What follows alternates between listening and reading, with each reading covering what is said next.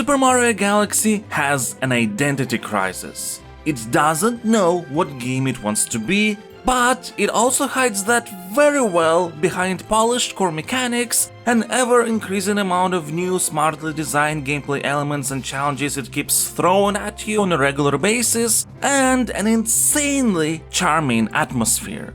The latter is just so important for holding the entire experience together, because technically, Super Mario Galaxy is pretty much just an assortment of various random objects in space. But this abstraction rarely feels out of place thanks to consistent theming of each world and galaxy. In addition to traditional themes like ice, lava and sand, we have stuff like a haunted house, space junkyard, battleships, and a toy room galaxy, however that's supposed to work. And all these are accessible from various domes you gradually unlock in your Comet Observatory main hub, which is home to funky little, always craving Starbits Lumas. Of course, what makes it all effective is not simply theming on its own. It's the striking color and lighting usage, great character design, and music that defines the mood of every world while enhancing the atmosphere through its dynamic design. The background songs become muffled while underwater. In the rolling ball levels, the pace and pitch of the music changes depending on your speed, and the hub soundtrack evolves as you light up more areas by collecting stars. Look.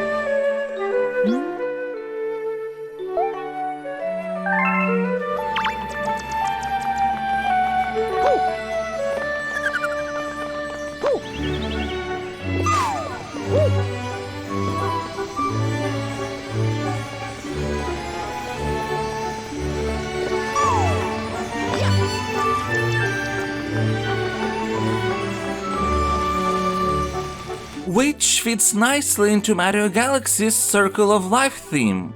Yes, it's a Mario game with a pretty considerable narrative focus. The basic premise is the same old standard Bowser captured Peach going savor affair, but there's some really touching lore you can learn from Rosalina reading a book to her Lumas. And the game's ending is particularly dramatic, a bit dark even, but with a hopeful note. And this is where we start getting to the game's identity crisis. You see, even though Super Mario Galaxy has very strong world theming and an increased focus on compelling characterization and narrative, it doesn't know how much it wants all that to connect together with the actual gameplay, progression, and even structure.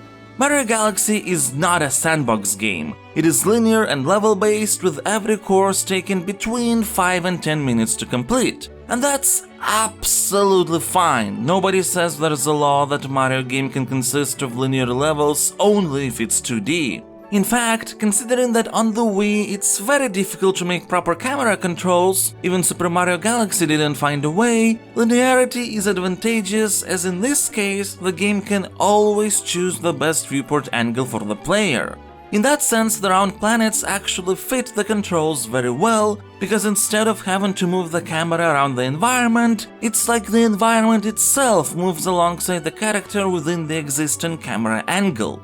But Galaxy also doesn't want to embrace its linearity. It wants to feel like it's a more open sandbox game. This is why many levels within each galaxy have locations that are shared between courses. But because most of the time there's only one star available, which you select from the menu beforehand, these locations have their gameplay ingredients arbitrarily added, removed, or switch around, so you couldn't go in the direction of another star. I suppose that feels more flexible than Sunshine's approach, but there are still plenty of open locations that have the goal of incentivizing exploration.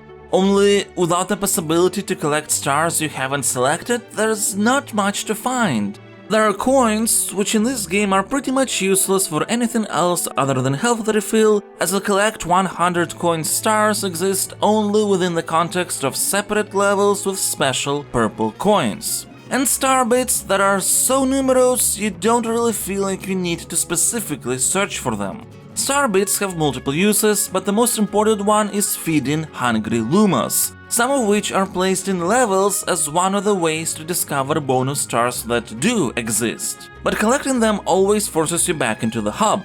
Now, if Super Mario Galaxy would have been an actual sandbox Mario game, this wouldn't feel bad because then the environments would be open enough that when you get back you wouldn't necessarily have to complete the same set of linear challenges again. Except Galaxy is not a sandbox game, so unless the hidden star is close to the beginning, finding it means you have to then restart the level and redo all of the linear challenges you have already done. Now, granted, on its own this is not a bad approach as long as the galaxies take advantage of it, like the Seaslide Galaxy. At first it is fairly barren, the local penguins are afraid of the very aggressive fish by the name of Guppy. But after challenging Guppy, he agrees to stop bullying others and let them have space in this galaxy too. So the next level is livelier, with more members of the Toad Brigade joining in. One of them is building a cannon.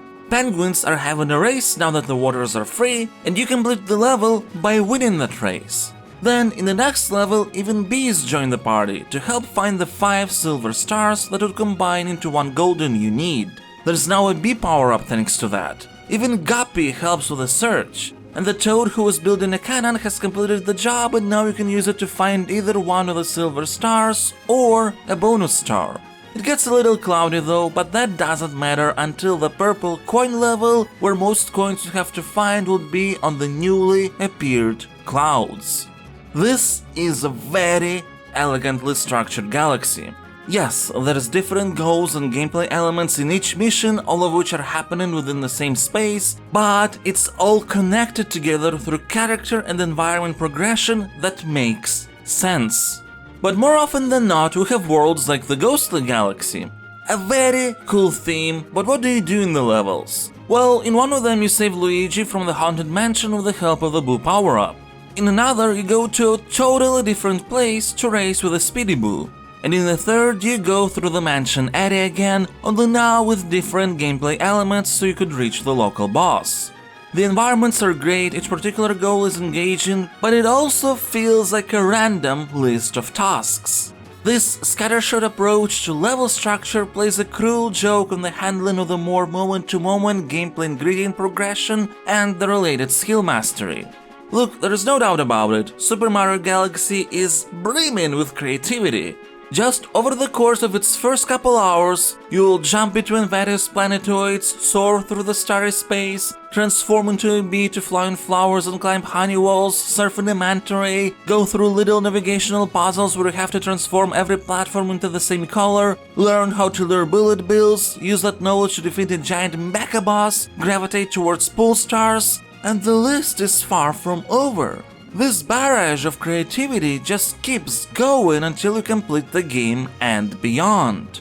That definitely plays a big role in making the game extremely compelling. After stopping a session, there is just this innate desire to get back to Super Mario Galaxy and see what else it has to offer by collecting more stars. However, this insane variety comes at the expense of skill transferability, when knowledge and experience with one kind of obstacle can help you to overcome another type of obstacle. For a more concrete example, let's take a look at a new core move for Mario that is going to become your bread and butter throughout the entire game: the spin. And I'm not kidding when I say bread and butter, I'd say you'll use it every 5 to 15 seconds. This is why I wish it would be assigned to an actual button rather than a Wiimote shake. For what it's worth, the Switch port does just that. But at the moment of writing this, the Switch version can't be bought digitally, and due to manufacturer scarcity, the physical version of Super Mario 3D All-Stars Collection costs $300 or more. So constant hand-wiggling it is then.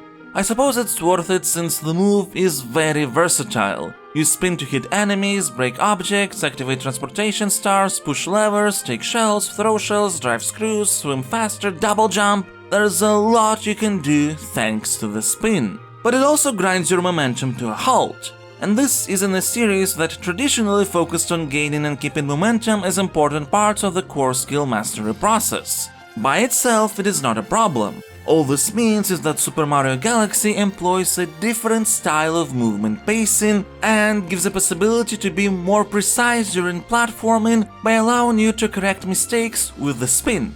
However, what this also does is push players, new ones especially, towards a certain playstyle with some particular expectations. But Super Mario Galaxy doesn't hesitate to introduce challenges that go directly against that playstyle and expectations by focusing entirely on an aspect it didn't teach: gaining and keeping momentum. For example, skating, be it directly on ice or on water and lava thanks to the temporary power-up which creates some ice chunks beneath you. At one point you reach the galaxy where a penguin asks you to catch him on ice. While doing so, you discover that with enough momentum, which can be achieved either by running continuously or doing a spin, and remember that previously spinning would always halt momentum instead, you can skate. While it is a cute and pretty smart introduction, Super Mario Galaxy now expects the small ice ring you're on to be sufficient enough safe space for getting acquainted with this absolutely new way of movement. Which it's really not, even if there wouldn't be some rocks rolling around, but the game doesn't care. As soon as you leave, you're put in stressful or timed situations where you already have to feel comfortable enough with skating to complete them.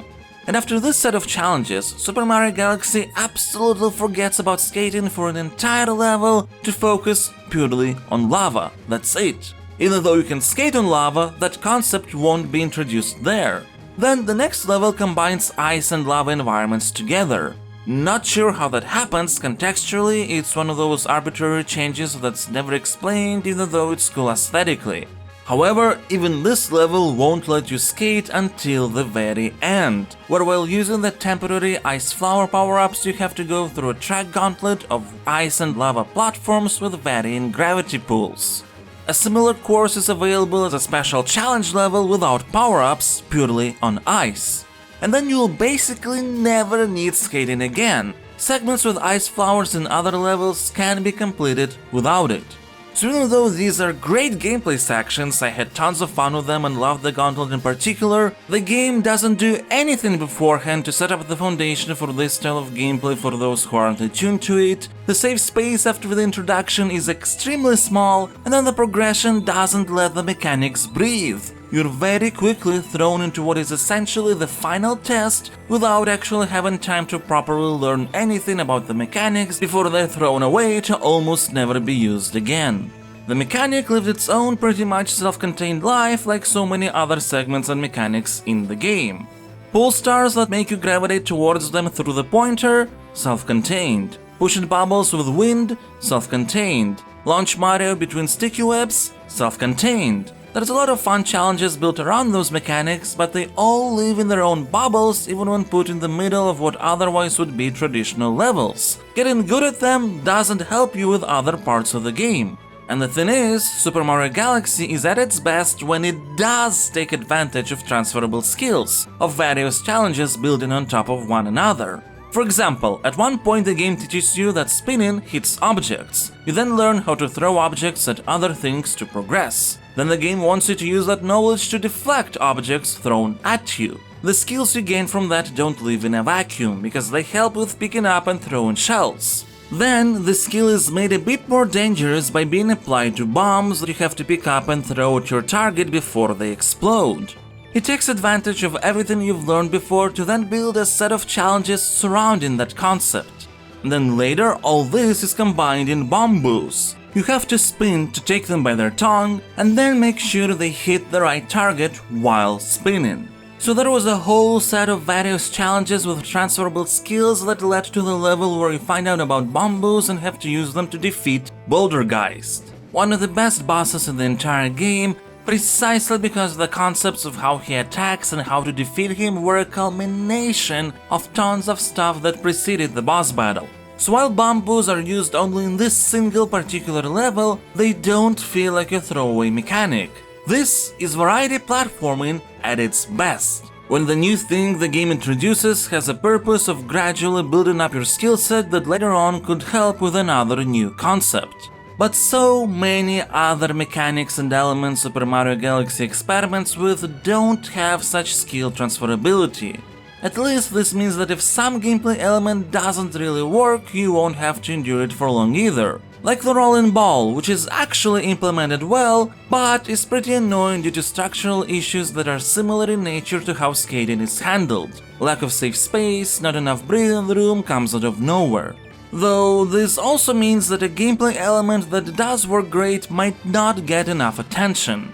Ironically, the planets scattered through the levels are one of those elements. Sometimes there are very smart things done with them. Like in one situation you need to take advantage of planet gravity to throw objects from one onto another. Or like in Dreadnought Galaxy, you essentially terraform a planet and change the way you navigate around it. But most of the time planets are just platforms that happen to be round. And finally, as another part of its identity crisis, Super Mario Galaxy doesn't know how much it wants to take advantage of Mario's moveset.